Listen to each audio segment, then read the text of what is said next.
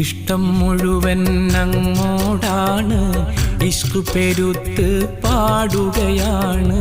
കാണണമെന്ന് കൽബിലെ മോഹം ഒരുപാടാണ്. റൂഹ് പിരിയും മുമ്പ് പുണ്യമദീനയിൽ എത്താനാണ്.